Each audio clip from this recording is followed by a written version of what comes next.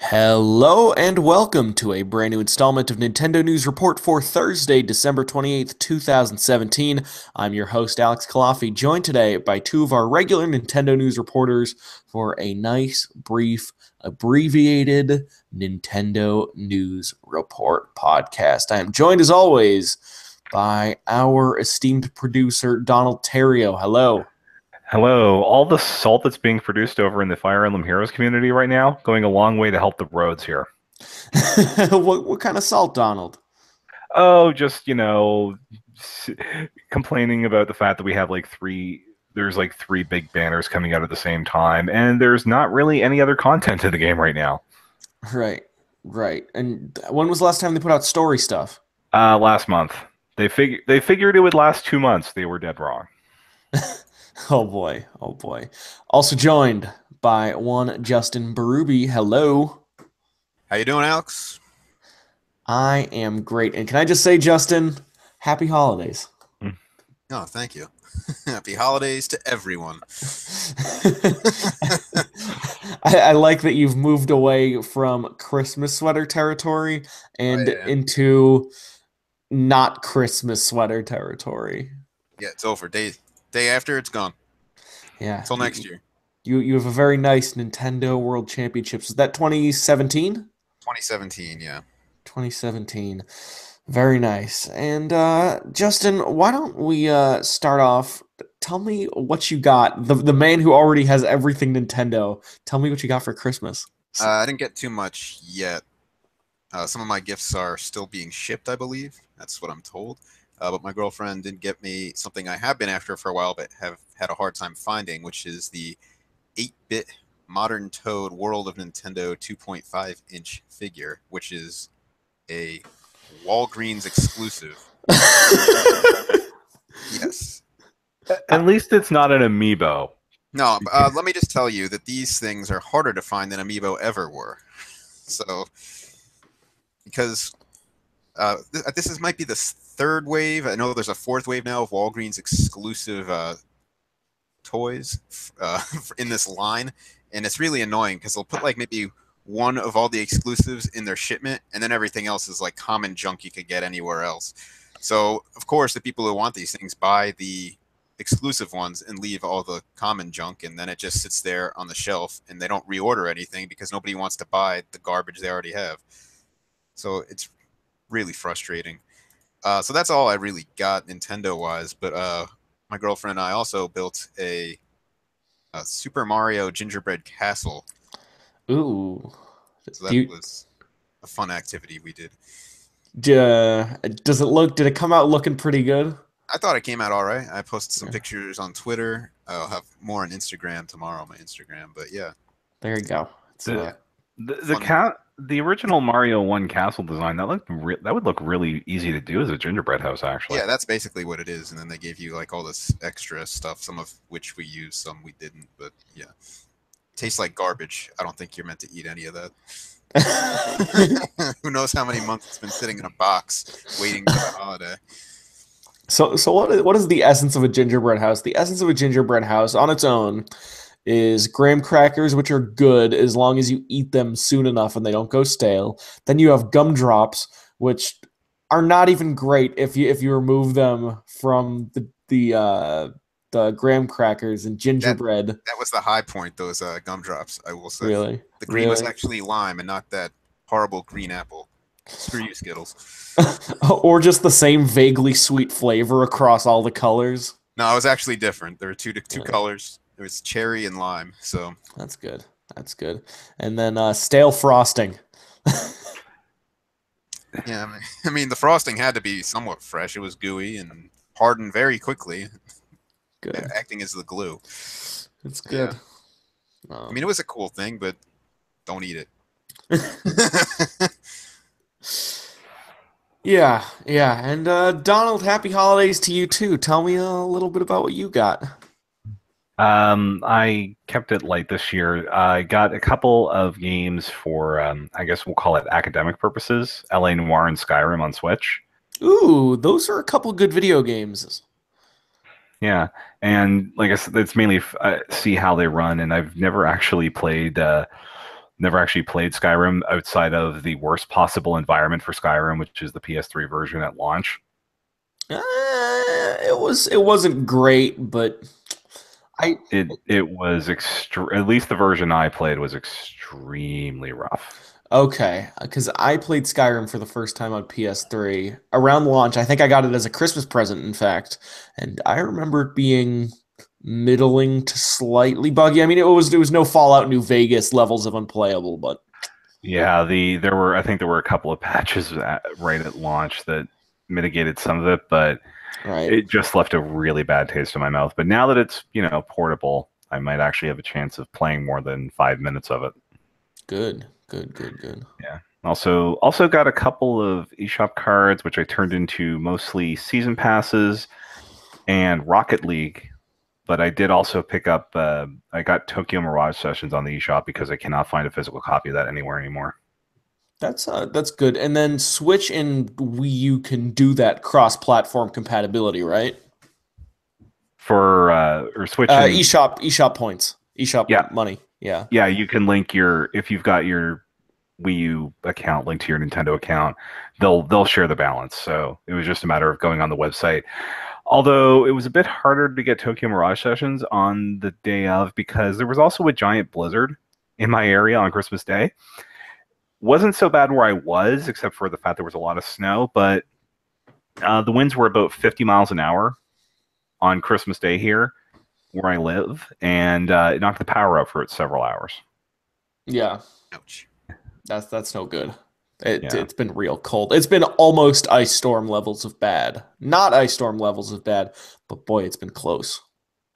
Yeah, I was running some errands today, and it's like, oh God, I just have to run everywhere just because it's minus. It feels like it's minus 30 Fahrenheit. Yeah, yeah, yeah. So on Christmas Day, though, it seemed like you had a little bit of trouble accessing that there eShop, and you weren't the only Yeah, one. yeah. So basically, what happened was about 9:30, 10 o'clock Eastern time. People were unwrapping their Switches, presumably because there's holidays, Christmas, a lot of Switches being handed out. Everybody trying to do updates and all that. It kind of knocked the eShop down for about 5 or 6 hours. Are you sure that wasn't everybody trying to get style savvy? I would think that if you were No, getting they got that at 12 a.m. Oh, okay. no, I think the unlock check actually was supposed to go live for that about 1 p.m. or noon Eastern Oh, time. okay. So if you're one of those, if you're following the advice of friend of the show, Saran McNulty, and getting style savvy on day one, you probably preloaded it, but you still weren't able to play it for a couple hours just because you could not access the check. Funny thing, I had a feeling this was coming, so I started the download for LA Noire, and it took about 9 hours to finish. Holy Ouch. crap. Yeah. Because that downloads like 13 gigs onto the Switch. So even with the physical copy, it's like you basically have an unlock key for that DLC that you need to play the game. No, we're not technically in what we've been playing yet, but I am just curious. Did you get a check to see how LA Noire looks in handheld mode? Not yet. Yeah. Although the way they were promoting that game on Switch specifically, they were saying like, "Do you take this detective novel on the go?" So presumably that's what they focused on. Yeah. At least I'd like to think so, but I'll see. I'll probably see how it performs this weekend. Because the Alex dream is having a Rockstar quality, and I know technically Team Bondi, rest in peace, made this game, but having a Rockstar modern open world game on a handheld device Yeah. is like that's the dream. And I know like the PSP games, and I know technically the DS game, even though that was like the 2-ish D Grand Theft Auto, which was still an excellent game. But I mean like GTA 5, potentially LA Noire if it's good like I remember. Red Dead Redemption especially would be crazy. I if it's good, and hopefully I'll find out in the next couple weeks from you. I'm very interested. Yeah. Yeah. Yeah, and as Cherry Goblin points out in the chat room, all of these shops went down, including thankfully the web store was still up because for some reason people were still putting games on sale while the eShop was down. I did not know you could do that. Right, right. Like And yeah. it's like I know that developers can put games on sale at their leisure. That's why we don't get a sales listing in the download PR every week anymore. But like Ubisoft, what are you doing putting games on sale on Christmas frickin' day? It's either progressive of Nintendo or very not progressive of Nintendo to do their sales this way, but it almost seems like, as opposed to the other consoles, which often only put their games on sale on the Monday or Tuesday or on a flash sale. I mean, Microsoft has delved into a little bit of extra sale stuff, but with Nintendo lately, once the Switch sales on games started, it's whenever a publisher wants. Yeah, they have that level of control, and I think they actually rolled that over to Europe as well. Well, it's Yeah. come a Because long way Oh from yeah. the big. When I it, think the only sale on WiiWare was for some Genesis titles for like a week or something. yeah, like Christmas '09, I think they put the Sonic games on sale. I think about Shining Force 2 at that point. Yeah. Yeah. Uh, hmm. So what did you end up getting for the holidays, Alex? I ended up getting I got two video game related. Actually no, that's not true. I got four video game related presents. One was Xenoblade Chronicles 2, which I am going to talk about during my what we've been playing. My positive impressions are very positive. I also got it was a gift from a friend of the show, T. Brody. I wanted the Fire Pro Wrestling game, so it was like I think it was near the top of my Steam list, and just as a little surprise, he got that for me, which was very nice. Thank you very much. And I'm very excited for the create a wrestler mode in that game. Yes, the creative wrestler where you can basically make all of the real wrestlers you want, or you can make, I don't know, wrestling bears. Yeah, yeah, or wrestling anything pretty much. It seems like the character creator on that is pretty absurd. Now my question is, as for consoles, has only PS4 been confirmed? Right now, yeah, it's only PS4 for that game. I am hoping that comes to Switch, especially since it seems like it could run on my laptop, and if that's the case, it can run on Switch just fine. Yeah, I'd love Yeah. to try that game as a No Mercy fan who hasn't had a No Mercy game in what 17 years. Yeah, basically, unless you count Def Jam Vendetta. No, I don't. Def Jam Vendetta is an excellent game, and I've don't played. at me on this one. And also thanks to TRBR also for hooking me up with some hooking me up. He tried to do PSN credit, but unfortunately, it's not easy to do that to gift PSN credit to a Canadian. Yeah. No, it was a very sweet. I ended up getting him Vanquish, which is a very good platinum game that is on sale on Steam for like 9.99 or something right now, which is good for a 6 hour platinum game. I also ended up getting two video game books, which I think I briefly talked about on last week's show. The first one is Jason Schreier's Pixels, something, Blood, Sweat, and Blood, Sweat, Blood, and Pixels. Blood, Sweat, and Pixels. I'm like 6 chapters into that book, and it is so good. Normally, I am not necessarily a fan of Kotaku's content, as it were, but I am a fan of Jason Schreier's long form video game pieces.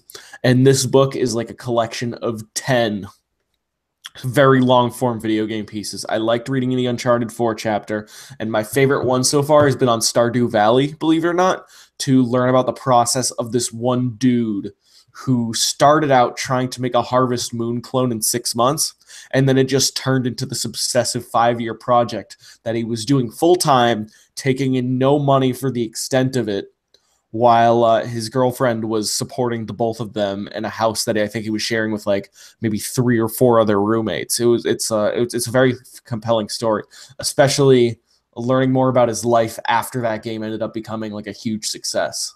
But some very good storytelling in that book.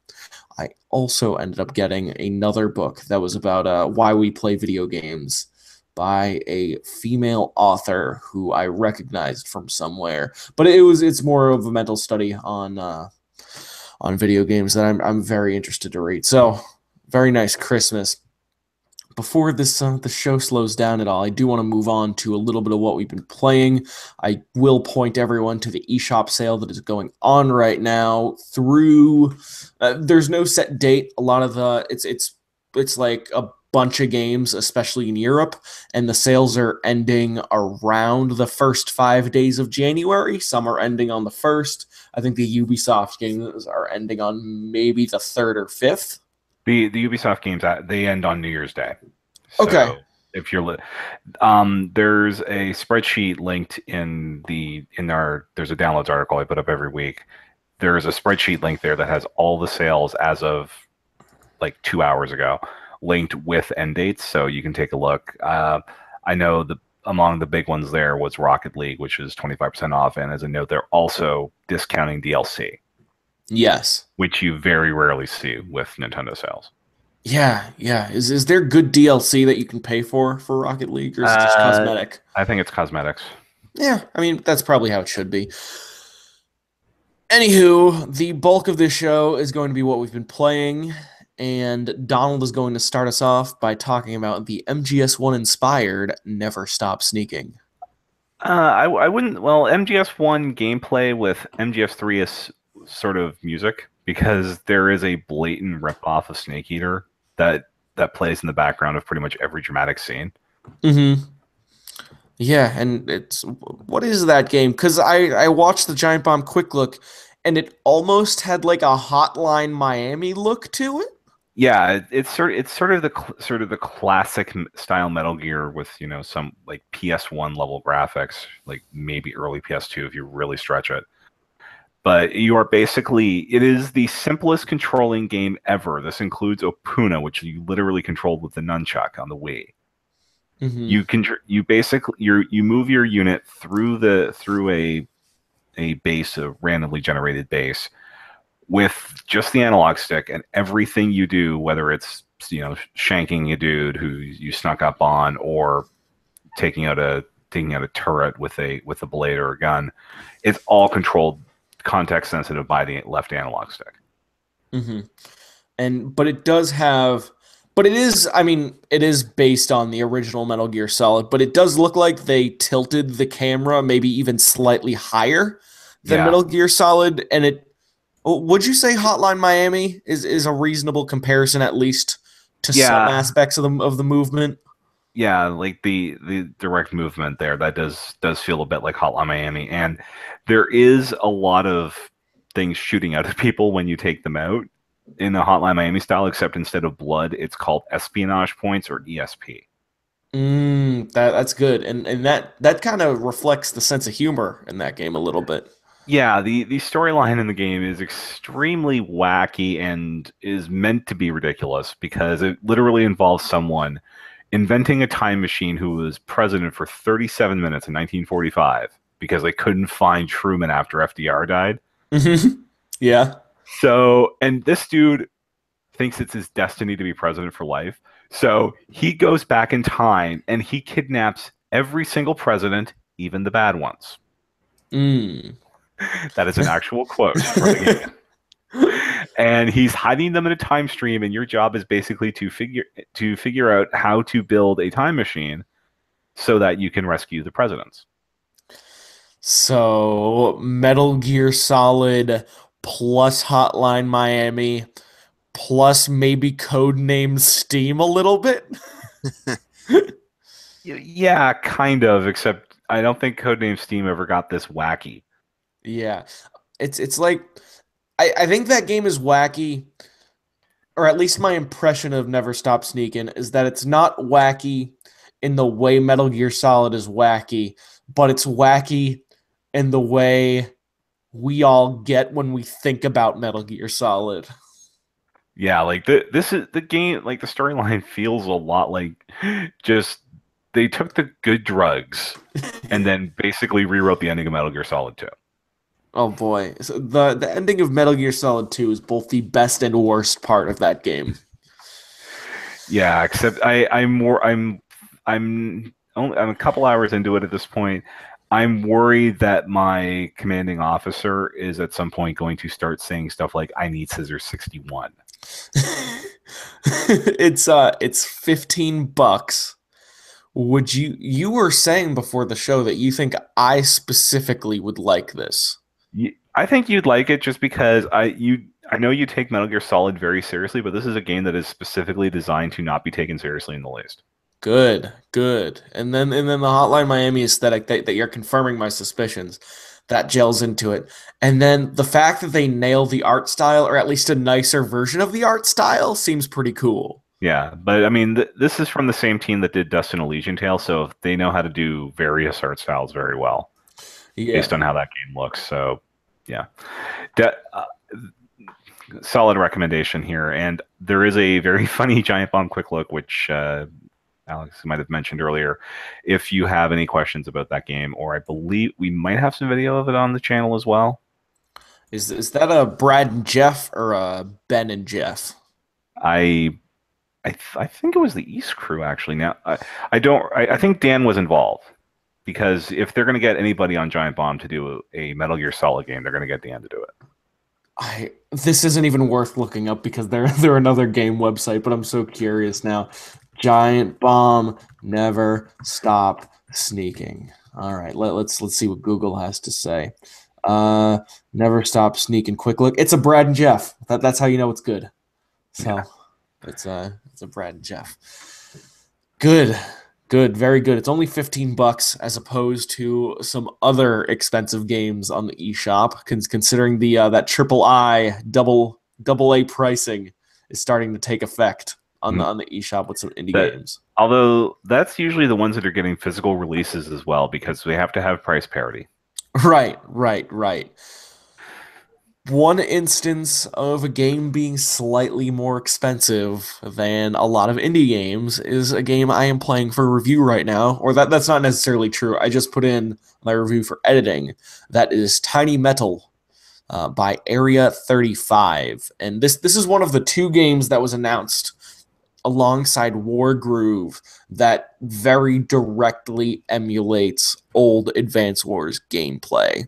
And by emulating Advance Wars gameplay, I mean it. In that, take Fire Emblem, make it modern military, do the same strategy grid gameplay, make the game about sort of manufacturing units and taking sort of cities and factories, and then playing with the field of view so you can get access to the map. It does have like a couple unique tweaks, like as opposed to Advance Wars, there's this new focus fire option where one unit can get into attacking distance, hit focus, don't do an attack, and then another unit can get into firing distance, and then do focus fire, and then you can have like two or three units attacking at once. And it's kind of it's the same strategy gameplay of attack first, so you can make the enemy weaker, and in the same way that you would play an Advance Wars game.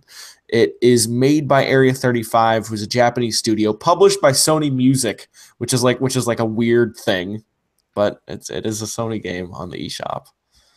Technically, yeah. So we now have Sony and Microsoft published games on the eShop. Switch is number one. Yeah, Oh yeah. but they totally made an Advance Wars game. The campaign is like a 20-ish hour sort of thing where a plane gets shot out of the sky by your king. Well, not by your king, but your king's plane. Their Air Force One gets shot out of the sky. You're blaming another country, which ends up starting an armed conflict. It's very Valkyria Chronicles, the plot is, I would say. So it's cool, and it has some real life, not real life actually, but it does make you think about actual war a little bit. And like Valkyria Chronicles, it can get a little long-winded, but some people like that. My overall impression after playing quite a bit of it is that it's totally Advance Wars. They totally made the golf story to Advance Wars, where it's unashamedly emulating this one very specific gameplay that we haven't gotten in a long time. It's not as good as Advance Wars, but it is still extremely competently made.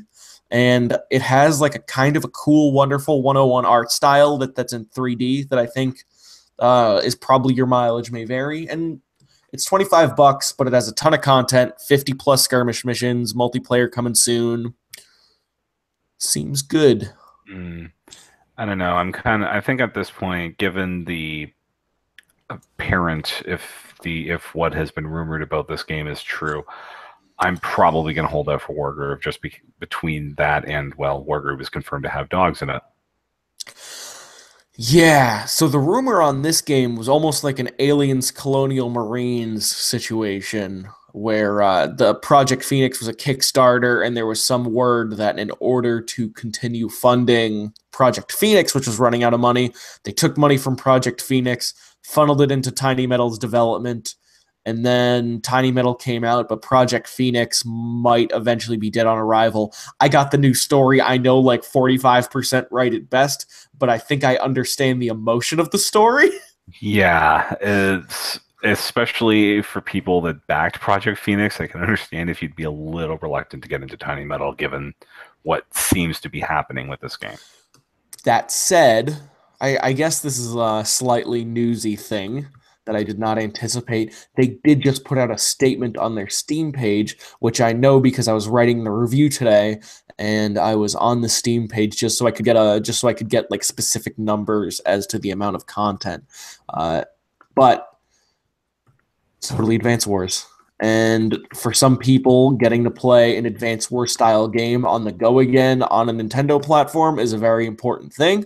And I think it is very fun to play on the go, except for the fact that it runs kind of poorly on handheld mode, which is kind of sad.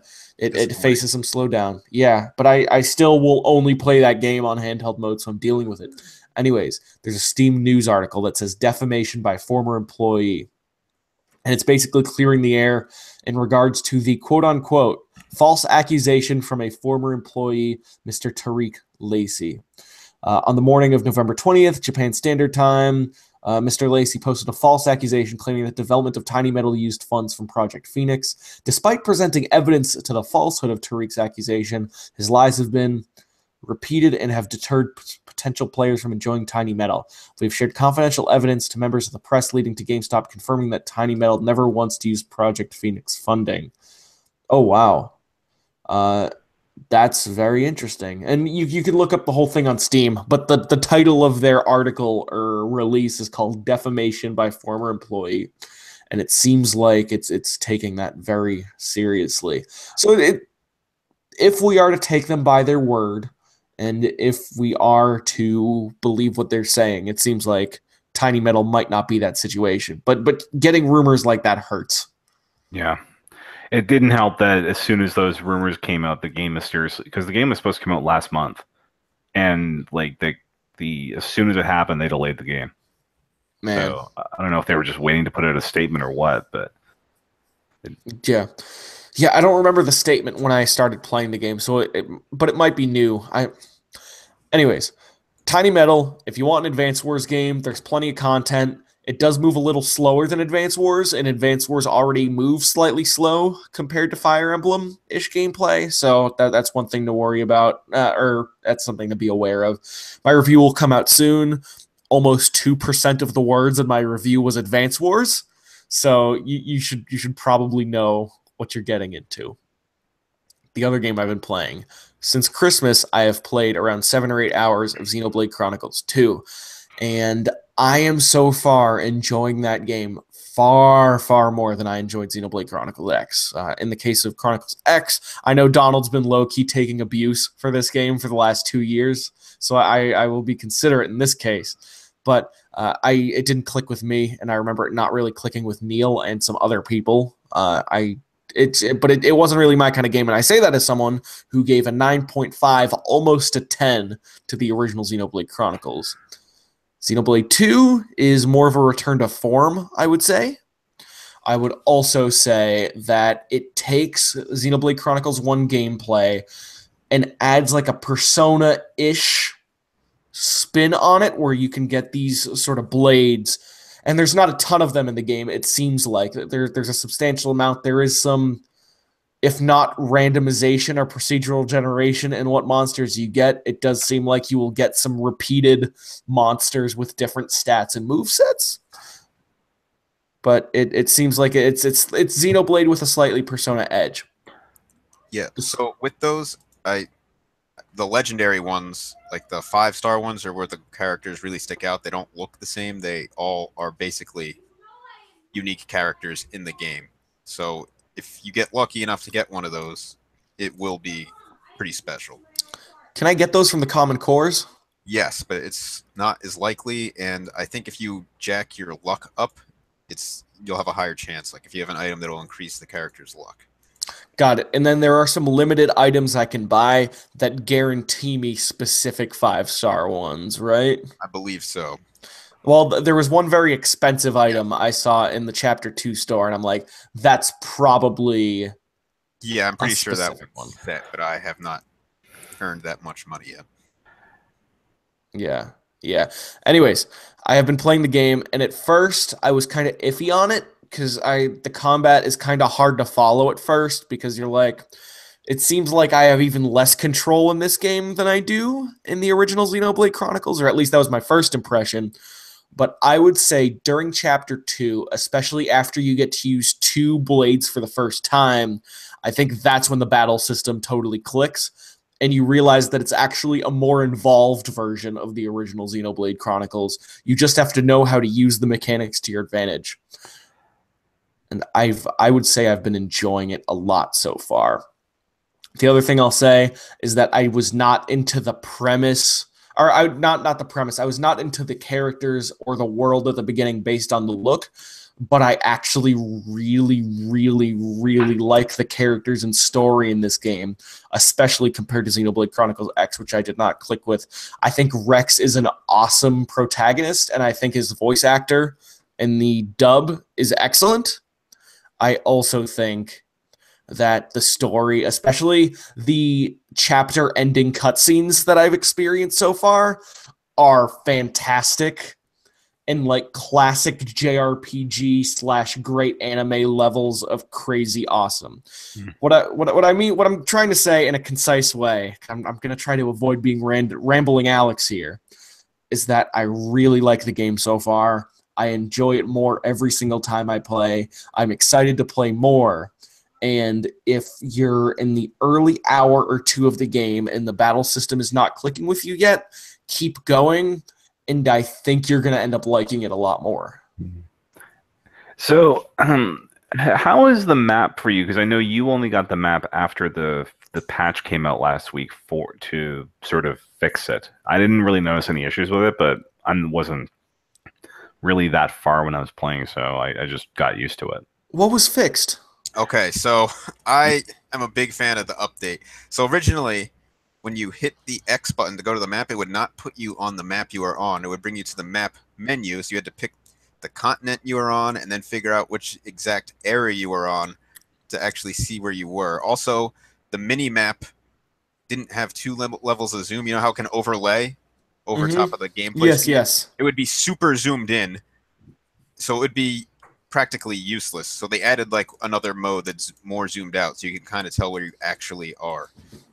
So I think this is the first set of map updates, and there's going to be more in next month, I think they said.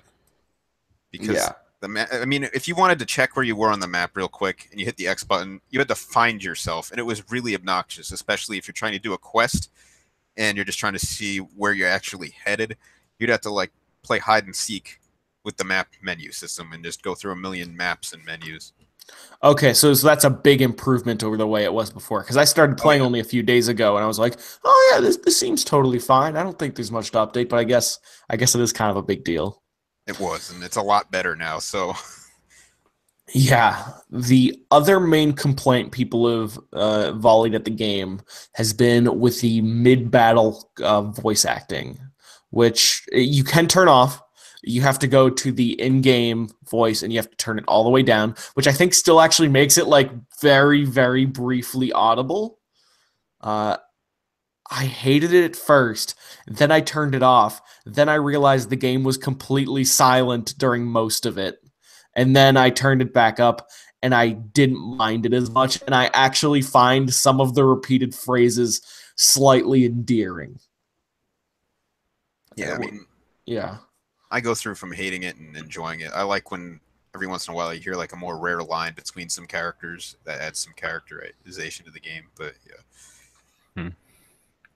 Yeah, I think I'm numb to it just from because they were literally just calling attacks in X.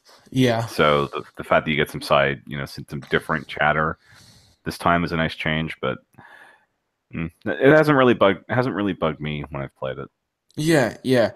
But only 7 hours in, I do feel like at first I didn't know what I was getting, and there were some overwhelming stuff, and I wasn't sure if I totally loved what I was doing, especially because I was playing on handheld mode and I was getting like the inferior experience because I'm home for Christmas and I only have that. But every time I've played it, I've enjoyed it exponentially more, and now I'm like borderline loving the game. And my question is to you, Donald, as someone who is probably the biggest Xenoblade fan I know. Like, what's your impression of it been? It's been more Xenoblade, although coming off of X, it feels more restricting than what I was used to. Because I put I put 20 30 hours into Xenoblade, the first one, but that was a few years ago, and I didn't really get that far replaying it on 3DS. So most of what I think of Xenoblade as is X, Oh, you and never beat one. no, Oh, no, never mind with my previous comment, Donald. yeah, I'm probably the biggest X fanboy that we've got, Yeah, and I'll put X's soundtrack up against two's. yeah, Get yeah. out of here. Two has a good soundtrack. I think X has a good soundtrack. I think the original has a really good soundtrack. Yeah. Uh, But I just finished chapter two. Donald, you are mid chapter two. You're doing the side quest thing while I'm doing more of a I'm main line. Yeah, I think you're like crit pathing the game, whereas I'm trying to clear out the quest log before I do it. And I don't think I can do it with the quests that I've got now. Yeah, I play like you, Donald. Like I'll get quests and just spend time doing them and having fun doing whatever, and then I'll go back to mainline quests. And then like this quest leads to this quest leads to this Yeah. quest. Yeah, James Jones, who has put 150 hours into the game and beat it, he pretty much complained about the same thing on, or I don't know if he complained about it last week on RFN. what was he talking about? What was he complaining about? like like I said, I don't think it was complaining. It was more of this is just what the game is. That he would get like he would go off on one quest, and then he would go off, and then that would unlock three more quests, and then he was following those chains down the line. So he basically had to tell himself, okay, I'm only doing main story today. Yeah. So Oh, one of the things I've run into, and I haven't gotten that many rare blades, but I've gotten some where in order to unlock their affinity tree, that if you read like what the next requirement is, that leads you on a chain of like quests and some things that may not even really be considered quests, but they're things you have to go do in order to unlock the next level of skills for them. So it becomes like this side quest in and of itself. mm. Where's the affinity unlock menu? Is that in the character selection? Yeah, so the characters have it and the blades have it. Okay, and is So that in the skill tree yeah, type? it's like the skill tree type thing I'm talking about. I think that's what it's called, the affinity chart. Got it. I Got don't it. know. There's so many menus in this game that I know what they do by looking at them, but I may not know what they're all called officially. But I think that is what they're called.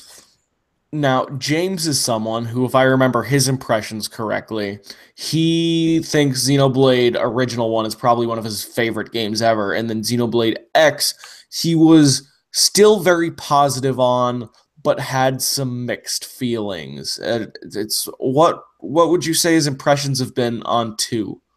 He did mention that it really shook up his game of the year list, and I think I think he'd probably put it above X, but below original. Got it. Got it. Yeah, it takes a while for two to open up. And I think it took a while for one to open up too. But the good thing that one did was that it started you in a very small open world that sort of allowed you to experience what Xenoblade actually was from the beginning, while two takes a little more time to open up properly. Well, I think one Yeah, of the you can get benefits of the more linear approach, and this was a problem in X, is X would often give you quests and other things that were impossible for you to do at your level if you got that far. So you'd go off on these long side quests, finding where to go, and then realize I just wasted a half hour getting ready to do something that I have no chance of completing right now. And you'd have to like make notes to make sure not to do that again. And with Xenoblade 2, it so far it seems like it doesn't really put these giant mountains of in front of you that you're not going to be able to complete. Like you'll if you're exploring, you may run into areas you know you have no business going to yet because there's a lot of high level creatures there. So you'll back off. But I'm not getting a quest to go head first into that area to take them out. Got it. Got it. And how many hours are you into the game, Justin? Because you're at chapter 4. Yeah, I'm really not sure my hour count because I couldn't believe what it said my hours were, and then I read other people complaining their hour count got screwed up because I think if you go to the if you sleep the game directly from the game, like you just put the game to sleep, it'll still count your hours Yeah. or something. So my hour count got completely screwed up. So in all honesty, I have no idea how many hours I put into this game. Got it. One day, when I was maybe in chapter 2, I guess I put it in sleep mode without knowing this, and I come back and save, and it's like, oh, you're like 30, 40 hours into the game. I'm like, what? So basically, take your hour count and divide it by 3, and that's probably accurate. Yeah, probably. I don't know. I'd have to check it. It's messed up. Well, so just do it by feeling a little bit. Do you think it's like in the 20-hour range? Do you think it's in like the 30 or I'm gonna 40-hour guess range? maybe like between 20, 30 maybe, because I've been doing all the side quests and I've gotten some of these rare blades and done some of their side quests, which right. Oh, and have you? I don't want to go too spoilery, but did you play the arcade mini game at all yet? Did you? Yeah, so they do a Splatoon 2 thing where there is an arcade mini game that you unlock in chapter 2 that I won't detail in it. It's although it is like very ridiculous fishing-esque on phones that you use to do certain things for one very specific character. And I don't necessarily love the game, but I still think it's cool that it's there. Yeah, so I've grinded that out quite a bit so far, and it so far that character seems very overpowered for where I'm at in the game. So, and I got a really good rare healing blade on my healer. So between the tankier character and the super healing character, I feel like I'm very indestructible at this point. Yeah, I tried that game a few times. I found it a bit tricky to get the hang of. Since the other major thing that the patch added was to make that game easier, I should probably go back and play that just for a bit, just to see if it is actually easier or if I just suck at it. So, Yeah. Donald, do you know if the easy mode affects the rewards you get for completing that mini game, or like what's the downside to playing on easy mode if there is one? I don't think there is one, honestly. I think the intention was that they made the game easier because I that blade that the rare blade that's affected by it, mine is absolutely unusable right now. Okay. So I grinded it out for a few hours just watching TV or whatever, so I maxed out everything and got some of the best pieces to put in that character. So, yeah, her default kit is horrid. oh yeah, because you don't even have all the slots unlocked from the start either. So, Yeah. But Justin, overall, so 20, 30, 40 hours in the game, what do you think of it so far? I'm really enjoying the game. There's certain things from X I think they should have put in this game, like the follow ball, which was really useful. That was great for quests, and it would have alleviated some of those early map problems when that was still an issue. I think the follow ball I think was a great idea from X. I do like how it's a little bit more linear, but so far I am enjoying it. I really like the characters in this game. I feel like the characters have more character to them in this game than the previous Xenoblades. I don't think Even one, you'd argue? even one, yeah, but I do think I like the world of Xenoblade 1 more than this, and I do like how there's more comedy thrown into this game every once Yeah. in a while. So like it'll take itself seriously, but then at times it's like here's some anime BS and just laugh and realize it's like a stupid game at times. But Yeah. I, so far I think Xenoblade 1's a better game. This is fun, but yeah, characters are more interesting this time, especially since when you open those core crystals, you can get a brand new character added to the game, and they can be somewhat interesting, even though they're not part of the story, I guess. Chat question from Cherry Goblin. Was Xenoblade Chronicles 2 rushed? My impression is that Totally not. They finished Xenoblade Chronicles X probably in what, early 2015. Yeah, because it came out in Japan in April, and then it wasn't being localized with development, so there was about a 7 month, 8 month delay on it coming out in the Right. West. And what Nintendo probably did was they knew this was going to be a Switch game, or at least they were probably pretty sure that it was going to be on the next console. They realized that it was going to be one of their three main releases for this year, and they put the worldwide Pokemon Mario style push onto it and sort of took a little risk. But I think they had I think they had a fine development process for it, and it sounds like it's just as long as the other Xenoblade games. Even if it has like a more linear take on it, I don't think that's a sign of it being rushed. I think that's a game design choice. Yeah, Yeah. the only reason I can see where Cherry Goblin's coming from in this is the fact that like the map having the two modes and maybe the difficulty of that game, maybe that gets fixed with another testing pass. But given the size of the game we're talking about here, that may just not have been possible if they wanted that game out this year. And and to their credit, they took that feedback to heart immediately, and the patch was out within a month. Yeah, yeah, Yeah, but I mean, mhm. yeah, one thing that is concerning me about Xenoblade Chronicles 2 at this point is I do think it has a higher learning curve than the original, and some things I don't think fit together as nicely in like connecting all the systems as the original. Like there's unique monsters to fight, like in all the other Xenoblades, but I don't even quite understand what the reward is for defeating them in Xenoblade Chronicles 2. You haven't defeated any of them yet, I'm guessing. Now, I've defeated several of the unique monsters or whatever, like the special ones. You know what I'm talking about, right? Yeah, yeah. It's I know the direct said that they leave a tombstone behind. Yes. So they leave a tombstone behind. You probably get some experience, but I know in the original, I believe it like let you link up more moves or something with other characters. I know it did something substantial where you can like take other characters' abilities or something like that. And in this game, I don't really see any of that. So Yeah, like the systems work in their own way, but they're not as nicely glued together as I think the original Xenoblade Chronicles. And I don't remember how it worked in X, but maybe you do, Donald. Things like that. The Yeah, except the in X, unless it was a specific side quest, the rare monsters were usually in the 70s, level 70. So I didn't really get a chance to kill too many of those until I got the flying skull, basically. yeah, yeah. I haven't gotten far enough to necessarily comment on that. So, but what I will say is, I think a lot of our opinions, Justin, on the original Xenoblade, you've beaten that game, I'm guessing, right? Yeah, I put a lot of time into that. Yeah, me too. I loved it, and I'm guessing you must have too for the fact that Yeah, you're playing two when I right now. when I wrote for Rip10, the old site that I started at, I gave it a 9 out of 10. Yeah, I think a lot of our impressions of Xenoblade are assisted by the fact that we beat it and could see the full picture of what it was. Mhm.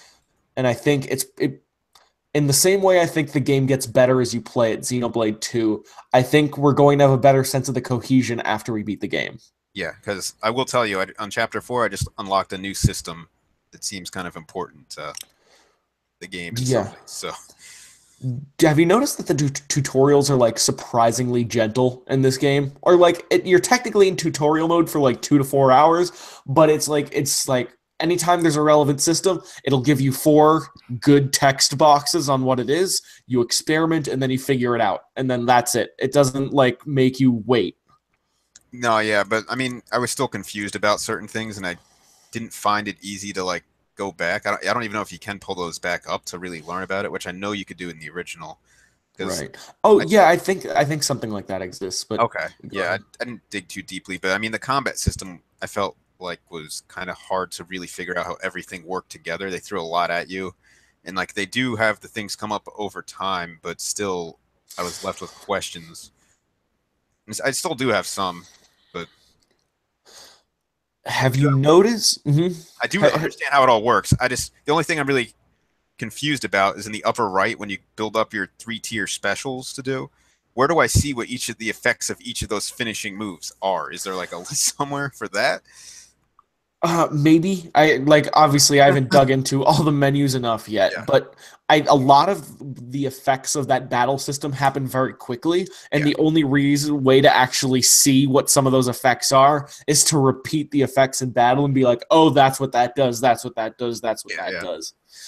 But do you at least agree with me, or at least see where I'm coming from, and that the battle system, when you first do it, there's like it almost leaves like a weird taste in your mouth, and then once you start to understand, there's almost like a click, and then you start enjoying it a lot more. Yeah, because they kind of layer it. They kind of like put down the basics, and then they give you a little bit more, and then after a couple hours, a little more, and a little more, and a little more. And like at Yeah, first, it's fine, but like once everything, you have to piece it all together and understand it all. That's when I started to lose it a little. But then I read some stuff online and figured it all out.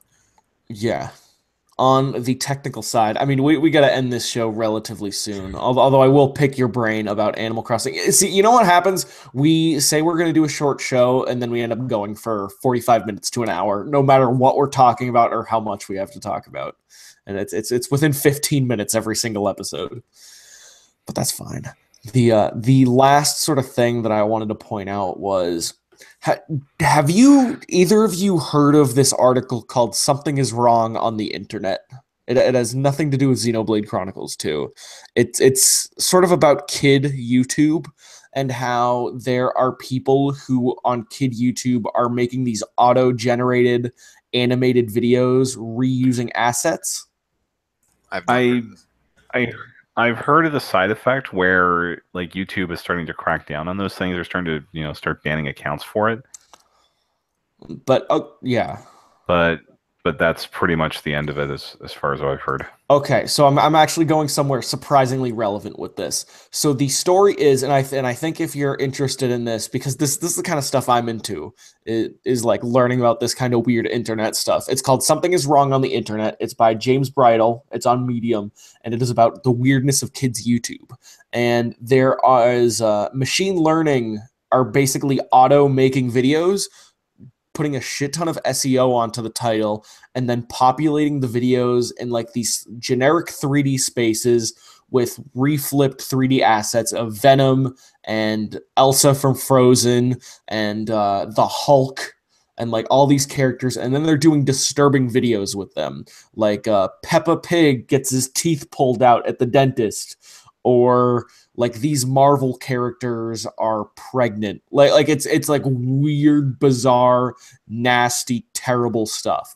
However, I am pretty sure the animation cycles in these videos is the exact same as some of the reused animations in Xenoblade Chronicles 2. So there's a character in chapter 2 who's kind of like the Rube villain. He looks like he's from like the 15th century Shakespeare. And he's like, nah, I'm going to get him and I'm going to be rich. And he's like kind of generic, but he's like a goofy, funny anime JRPG villain. The way he walks and moves and laughs in his walking cycle, I swear to God, are the exact same as this video. And I shouldn't be bringing this up because it's dumb and it's wasting time, but I can't stop thinking about it, and I'm going to look into it more to learn more. And I don't think they're taking anything. I think in animation, especially in video games, especially when you're dealing with a lot of animation, people reuse like walk cycles and stuff based on buying licenses to stuff and whatnot. It's wares, various wares and whatnot. But I'm so sure that this is what's happening. So the deeper thing I'm I getting at here is that Monolith Soft doesn't have actual employees. It's computers generating new games for us to play. Which almost is like it goes hand in hand with the ending of Xenoblade 1. and I thought the weirdest thing that happened with this game was the fact that my first blade was named after a fee to pay Switch eShop title. Yeah. There's a whole new level of So Xenoblade maybe too. if you 100% that game, it'll power up that blade. I don't think I'll be doing that. You got to test it for us, Donald. Take one for the team. But here's what I recommend. If you're playing Xenoblade Chronicles 2 right now, read Something is Wrong on the Internet because it's frankly like one of the best articles I've read in a long time, and it goes into the super dark world of like kids YouTube, and it's like a very fascinating read. But also watch some of those videos on incognito mode, specifically because it'll destroy your YouTube like recommended videos feed because of like the SEO on some of this stuff. And watch the walk cycles and then go back to playing Xenoblade 2, and then you'll notice what I'm talking about.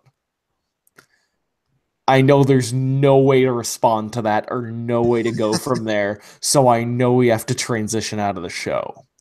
But I just wanted to share that with everyone. Okay.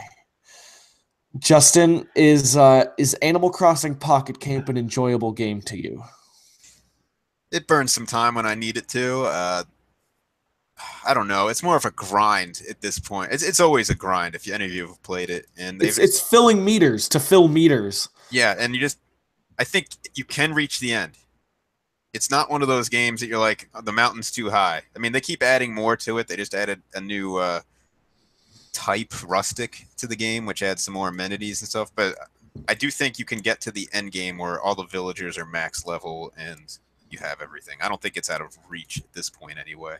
So what I think this game really needs, and they need it soon, is, I mean, they're doing events, which is great and I guess pulls people back in. But what they need to do is specifically say, like, hey, we're going to tie your progress in this game into the Animal Crossing coming to Switch.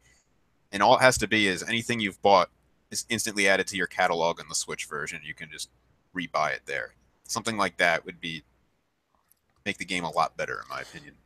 Or at least some of it. I mean, it could break the game if you transferred every single piece of anything you got, but you could get like maybe some sort of not even premium currency because that'd be weird in the console release, but you might get like 5 or 10 tickets to put like your 5 or 10 best things in. Yeah, so like anything like that to like make your work here more relevant to the better, what's clearly going to be the better version. Because well, this isn't an Animal Crossing game. It's a mobile game with a good Animal Crossing skin on it.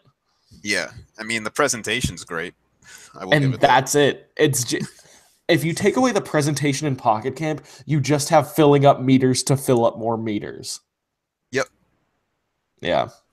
You got it.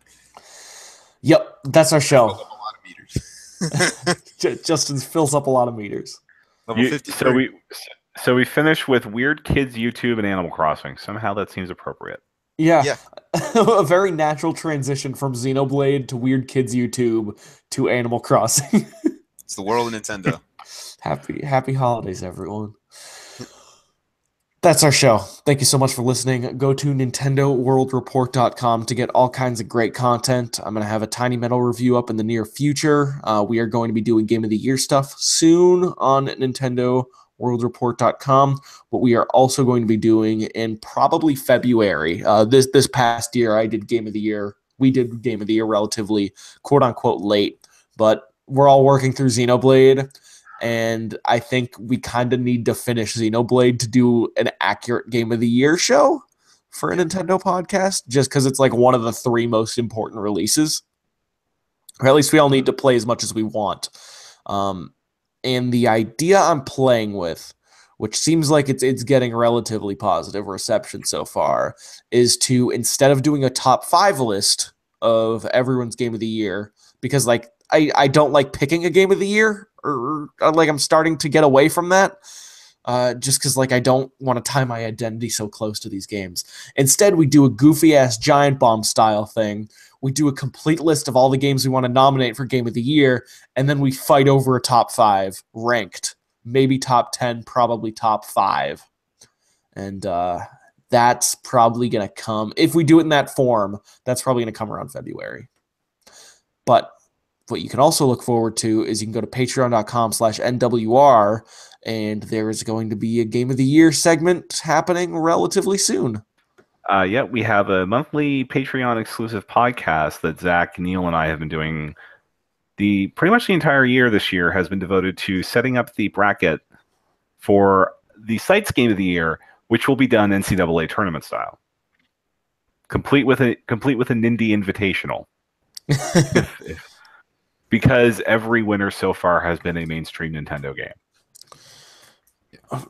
And we also have the more general 2017 end of the year awards, which goes into some goofy stuff, which will be fun.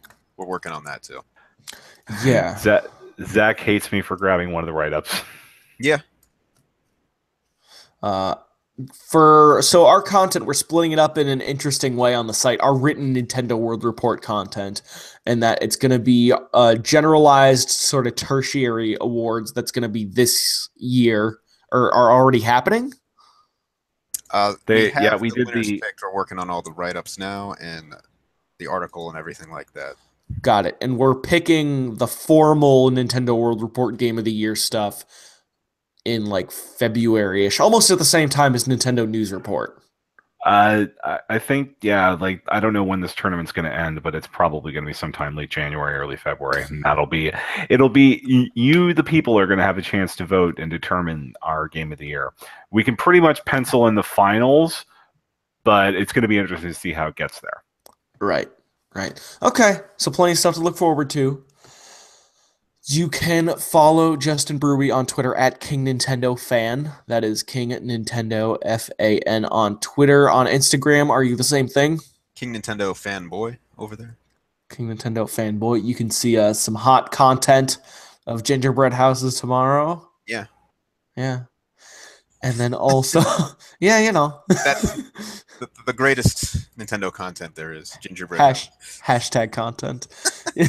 You can also follow Donald Terrio on Twitter at Donald Mick, DonaldMick. I'm also on Twitter at Kulafia, Culafia. That is our show. Thank you so much. Happy holidays. Good night. We'll see you in 2018. Next year.